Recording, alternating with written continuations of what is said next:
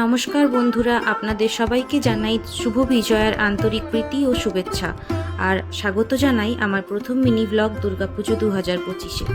এটা ছিল সপ্তমীর সকাল, আর আমরা একেবারে সকালে নতুন জামাকাপড় পরে তৈরি হয়ে যাচ্ছি পুজো মণ্ডপের দিকে। এই বছরও আমরা পুজো কাটাবো আরোহণের সাথে, আর এই বছরের থিম হলো দুর্গেশগড়ে দেবীদ্বার।